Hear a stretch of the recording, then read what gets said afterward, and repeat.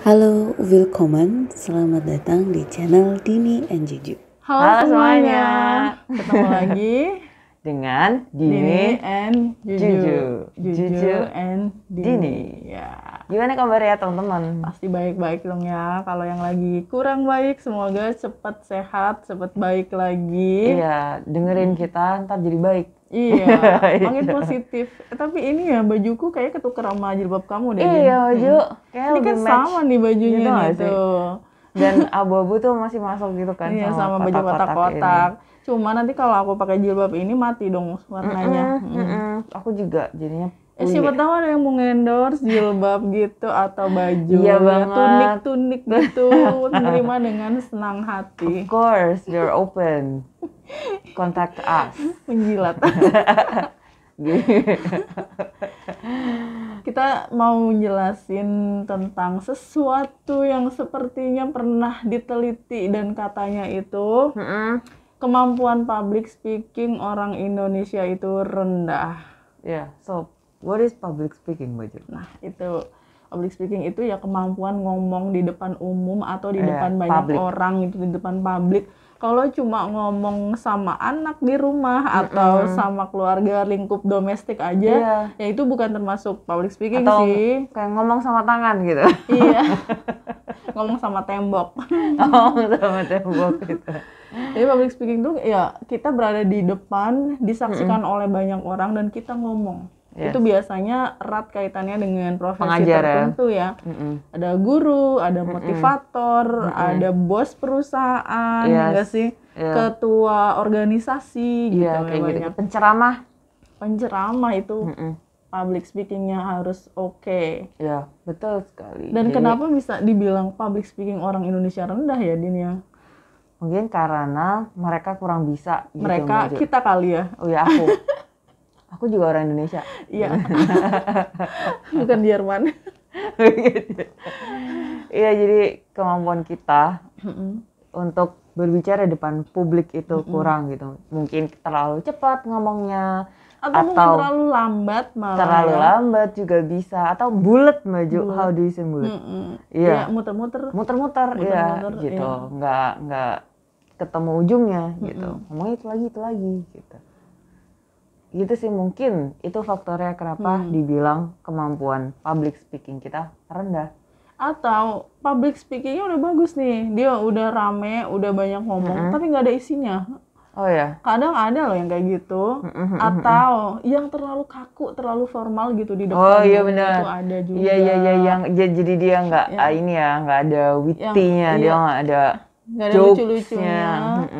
Textbook banget. Yang aduh, jadi keinget Pak Lurah kalau itu apa? sorry. gitu ya. Maksudnya Pak Lurahnya siapa ya? Iya, Pak Lurah siapa dulu? Iya, nggak semua Pak Lurah gitu. Semuanya gitu. Banyak Bu Lurah juga salahnya. Jangan-jangan kamu Bu Lurah. Ya gitu sih teman-teman. Aku sih ada beberapa teknik-teknik yang public speaking yang sebenarnya itu matching dengan teknik menulis ini. Jadi nulis gimana itu tuh? ada bagian yang di awal kata itu kita nggak perlu yang terlalu formal. Bisa jadi pada suatu hari kayak gitu. Bisa jadi dimulainya itu dengan kayak ngutip quote-quote dari orang-orang hebat kayak gitu. Misalnya Nelson Mandela pernah mengatakan bahwa bla bla bla bla. Terus habis itu baru masuk ke materinya, baru nyampein pendapatnya ke depan umum kayak gitu. Itu lebih ke formal sih ya. Iya, lebih ke formal. Bisa juga lewat pantun dulu. Jadi sebelum ngomong tuh pantun dulu ya kita gitu. Cakep gitu. Masak air biar matang, cakep gitu. Iya benar Baju. Iya, emang harus ada joke kayak gitu. Ada sesuatu yang nggak cuma selamat malam Bapak Ibu kayak gitu. Ya, kami ucapkan selamat malam kepada Selamat datang para tamu undangan.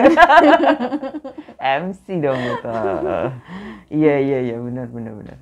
Baju ada pengalaman public speaking di mana gitu pertama kali? Oh, public speaking pertama kali itu waktu SD. Kan aku anak madrasah ya. Anak madrasah SD itu semuanya di kelulusan harus membaca pidato. Iya, speech ya. Pidato. Pidatonya tapi bahasa Indonesia karena kan temanya juga agama. Nah itu Kamu tuh ketawa sih terus. itu tuh harus dihafal. Oh ya. Meskipun semuanya dapat teks yang beda-beda itu dihafal. Ketika naik panggung itu tuh eksekusinya macam-macam Din, beda-beda. Ada yang berwibawa banget gitu. Ada yang ya ampun lembek banget. Gitu. Nah, ada macam-macam masih anak udah SD juga kan malu mau nangis, ada yang kayak gitu. Jadi tuh memang macam-macam dari situ aja udah kelihatan. Ada yang punya bakat memang public speakingnya bagus meskipun dia menghafal dan masih sangat muda. Ada yang kayaknya ini nggak bisa jadi nggak bisa jadi ini public speaker. Iya, kalau Mbak Juju dulu gimana? Oh keren dong. Oh, ya jelas gitu. Ngomongin tentang apa sih dulu, Mbak Juju ingatnya? Iya lupa dong, Din. Udah 100 tahun yang lalu ya. Oh my god, sebelum Masehi. Iya. Kalau aku ingat banget dulu itu Mbak Ju pertama kali. Sebenarnya SD pernah, cuman itu blur gitu ingatan aku waktu SD. Yang masih agak jelas itu ketika SMP gitu. Waktu aku lomba storytelling waktu itu pertama kali aku ditonton banyak orang gitu. Depan publik gitu setelah latihan segala macem gitu kan. Terus ngomong itu deg-degan itu masih inget aku Mbak Ju.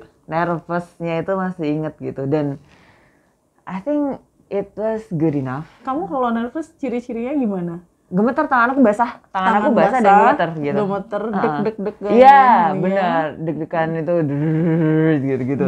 Terus bibirnya bergetar kadang-kadang. Kalau itu enggak, aku deg-degan, tangan aku basah, gemeter sih gitu. Itu kalau aku gitu. Kadang sampai suaranya juga bergetar loh kalau gemeter banget tuh. Kalau nervousnya kebangetan itu, iya kayak gitu. Jadi mama tuh suka gini, istighfar Mbak, istighfar.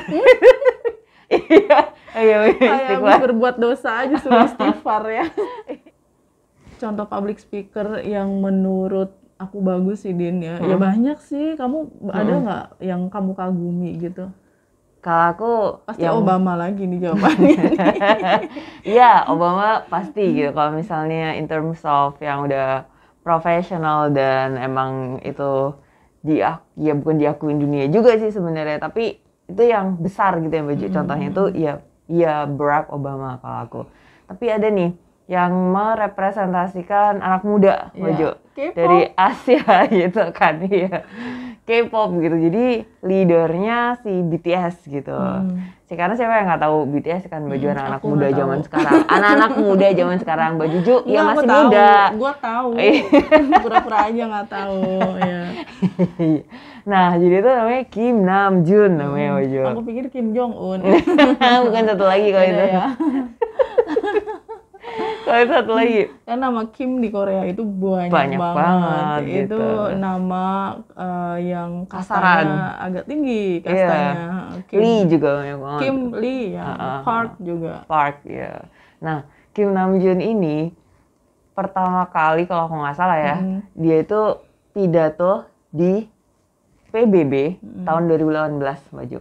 Pada saat itu BTS ngeluarin album yang judulnya itu Love Yourself gitu. Nah, campaign-nya adalah Love Myself gitu, kayak gitu. Atau kebalikannya aku lupa. Pokoknya intinya tentang itu. Nah, isi pidatonya Namjoon di PBB itu intinya adalah speak yourself, stand for yourself gitu. Jadi anak-anak muda zaman sekarang itu lo nggak perlu insecure gitu. Lo nggak apa-apa, kamu nggak apa-apa memiliki ketakutan dan sudah melakukan banyak kesalahan. Tetapi yang perlu kamu miliki itu adalah percaya diri kamu dan kemampuan kamu untuk mau stand for yourself dan speak yourself. Gitu. Itu hampir sama dengan pidatonya Selena Gomez. Aku pernah nonton dia pidato di atas panggung gitu. Dan ternyata dia nggak cuma pinter nyanyi. Public speakingnya Selena Gomez is really good. It's great. Jadi itu dia jelasin tentang sama harus mencintai diri sendiri. Apalagi di Hollywood ya. Tuntutan untuk kamu harus kurus, harus cantik, rambutnya harus seperti apa, so many. Kalau emang kamu mau rambutnya sesuai dengan kemauan kamu meskipun nggak sesuai selera pasar, ya udah nggak apa-apa gitu. So what gitu. Selena Gomez tuh lebih ke arah situ juga, love self ya. self love. Self love. Oke. Kebalik. Maklum nggak Iya. bisa bahasa Inggris pun. Ya gitu lah.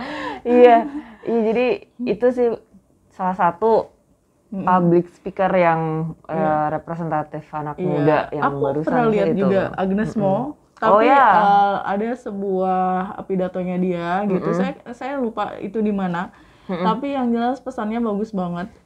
Ketika mata kita rusak, ada sesuatu yang broken di mata kita, itu kita akan salah melihat apapun. Meskipun apa yang kita lihat itu benar, tapi di akan mata terlihat kita salah karena mata kita udah salah gitu.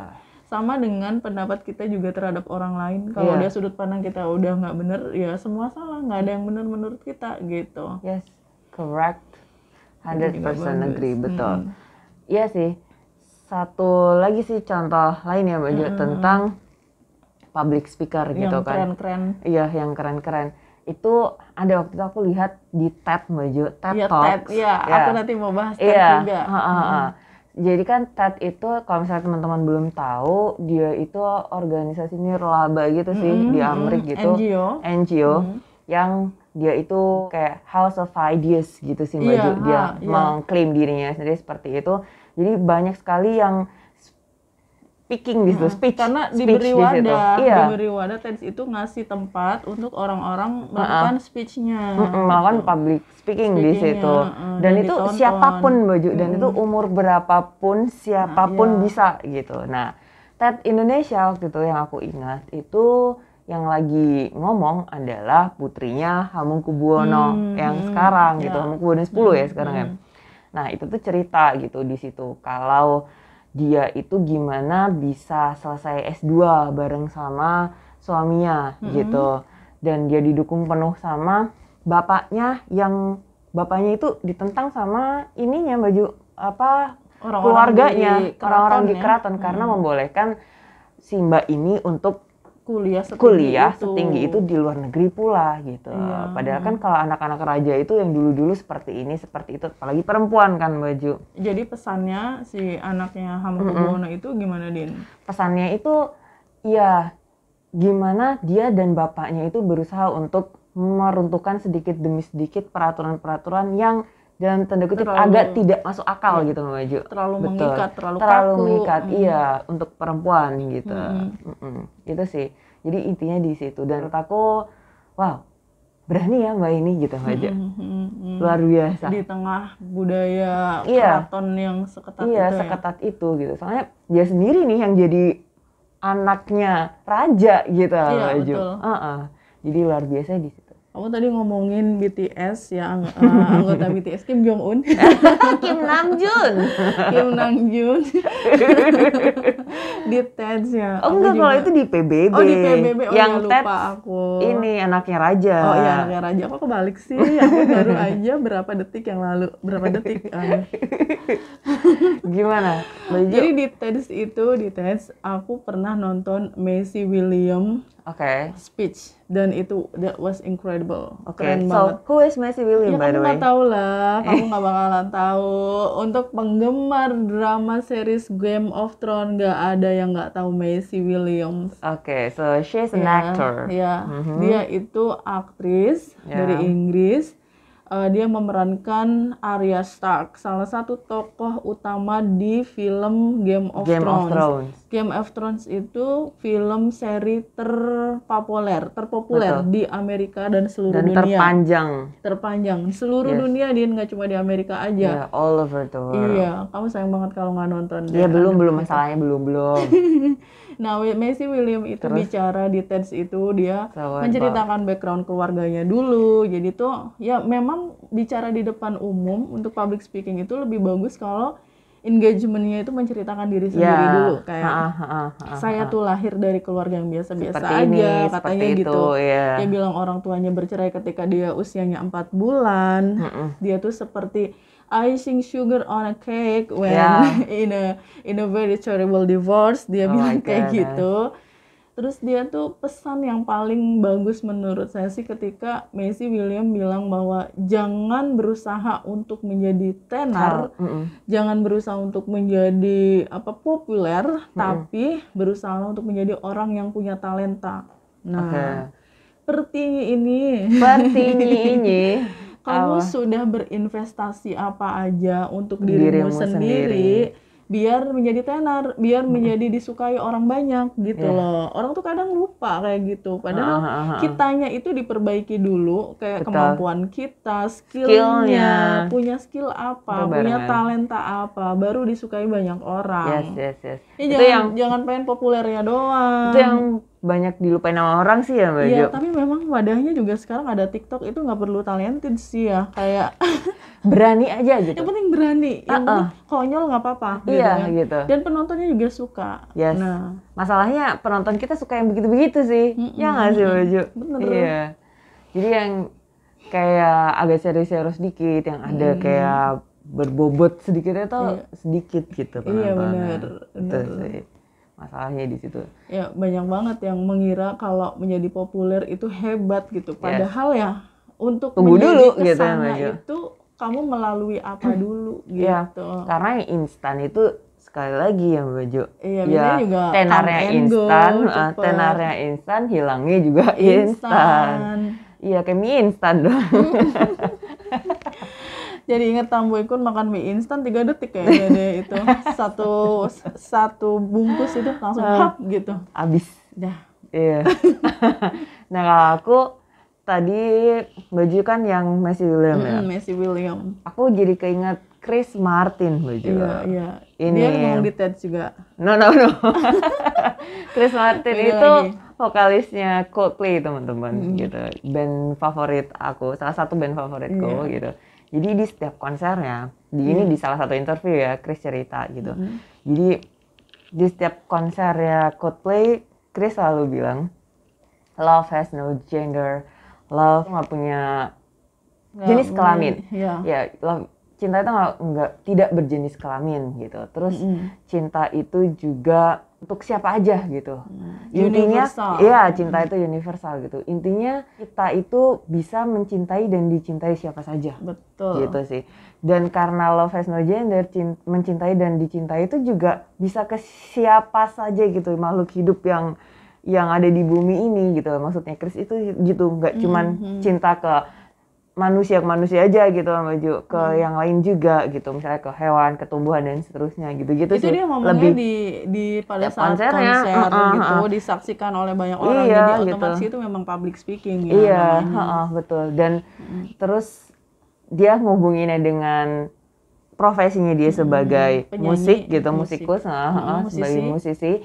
Itu tuh gini, dan music is one way gitu untuk menuju ke cinta itu gitu loh. Jadi musik ini adalah salah satu cara untuk kita bisa saling mencintai dan dicintai gitu sih, kata si Chris gitu. Jadi campaign-nya dia itu adalah ya cinta itu dan musik itu sendiri yang dimasukin dan ke memang situ. Penyanyi ketika di atas panggung itu, mereka yang punya kemampuan public speaking akan lebih menarik daripada mereka yang cuma nyanyi doang. Soalnya ada loh Din yang maju ke panggung, penontonnya dicuekin dan dia cuma nyanyi aja, udah selesai, nggak ada biasanya, bercanda-bercandanya kayak basa-basinya kayak gitu kan. Biasanya kalau kayak gitu fansnya sedikit sih Baju. Lama-lama juga karirnya nggak sebagus yang mereka pinter ngajak yang public speakingnya itu kemampuan public speakingnya gitu.